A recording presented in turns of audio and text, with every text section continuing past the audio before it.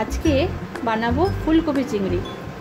তো এই সিজনে তো টাটকা টাটকা দেশি ফুলকপি তো আমাদের এখানে এসে গেছে, তো ভাবলাম আজকে একটু ফুলকপি দিয়ে চিংড়ি মাছ বানাই। তার জন্য কি কি করছি তোমরা একটু দেখে নাও। প্রথমে তেলটা গরম করে নেব।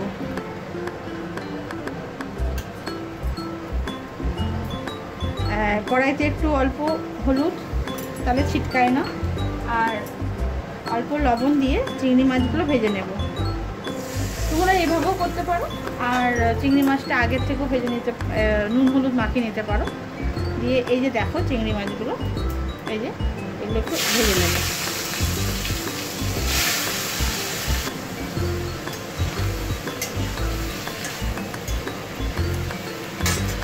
এগুলো ভাজা হতে হতে এই নুন হলুদ দিয়ে ভালো করে ফুলকপিগুলো ভেজে নেব। আমি এই সাইজ ফুলকপি করেছি, এই সাইজ ছোটো ছোটো একটু সাইজ করেছি।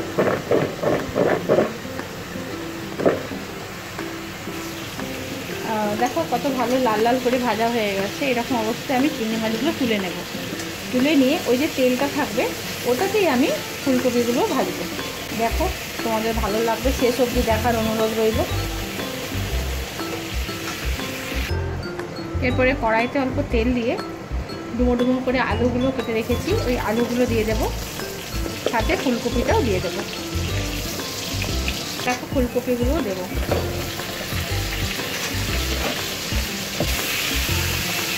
দিয়ে লাল লাল করে একটু ভাজবো, যাতে ফুলকপির থেকে একটা সুগন্ধ বেরোয়। দেখো কত সুন্দরভাবে লাল লাল ভাজা হয়ে গেছে।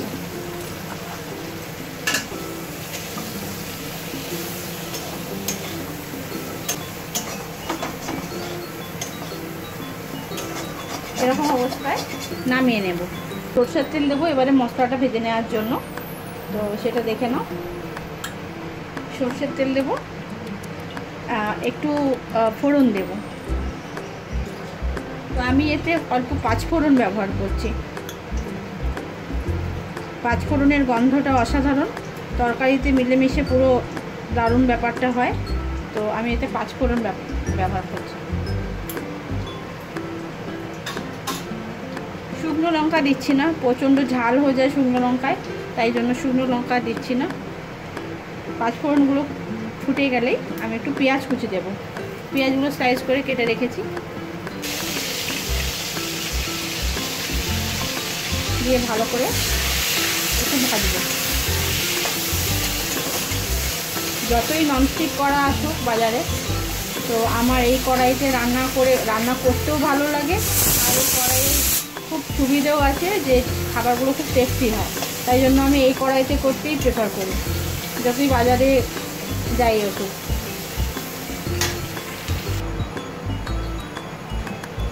পেঁয়াজগুলো লাল লাল ভেজে নেওয়ার পর আমি 1 চামচের মতো চিনি অ্যাড করলাম।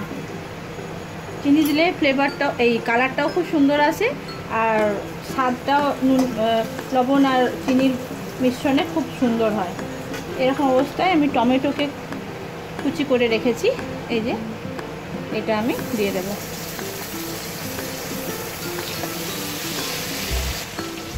টমেটোগুলো ঠিক নরম হয়ে আসবে। এরকম অবস্থায় গুঁড়ো মশলার যে বোনেরা আছে, জানো কি তারা কে কে? গুঁড়ো মশলার বোনেরা, দেখো ধনে গুঁড়ো 1 চামচ, হলুদ গুঁড়ো অল্প আগে দিয়েছি তো, আর অল্প একটু লঙ্কার গুঁড়ো কালারের জন্য। এর সাথে আমি লবণটাও অ্যাড করে দেবো, তরকারিতে যতটা পরিমাণ লাগবে তোমরা যে যার স্বাদ মতন দিয়ে দেবে। এটা একটু ভাজা ভাজা হয়ে যাবে। হয়ে যাওয়ার পর আমি মিক্সিতে আদা, রসুন আর কাঁচা লঙ্কা আর একটু পেঁয়াজ করে বেটে রেখেছি, তো সেইটা আমি অ্যাড করে দেবো এর সাথে।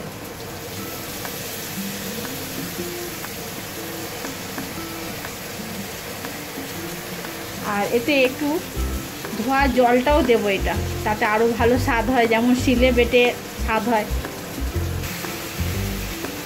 দেখো খুব ভালোভাবে মশলাটা ভেজে নিয়েছি, সাইড থেকে পুরো তেল ছাড়া ছাড়া ব্যাপার, নাহলে তো মশলার গন্ধ হবে। ভেজে রাখা ফুলকপি, চিংড়ি, আলু আমি দিয়ে দেবো।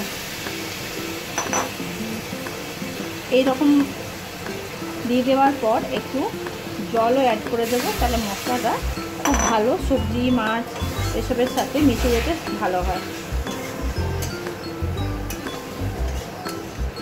দিয়ে সেদ্ধ হওয়া অবধি একটু চাপা দিয়ে রান্না করব, নাহলে মশলাটা পুড়ে যাওয়ারও চান্স থাকে।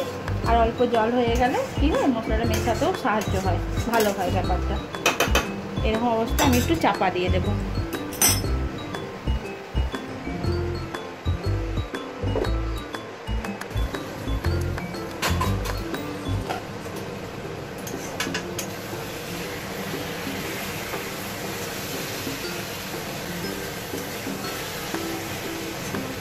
এরকম অবস্থায় আমি একটু জল অ্যাড করব,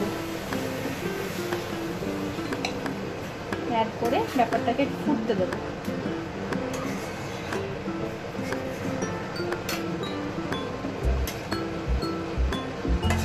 তাহলে পুরো ব্যাপারটা বেশ মাখো মাখো খুব সুন্দর হবে। এরকম অবস্থায় একটু গরম মশলা ছড়িয়ে দেব,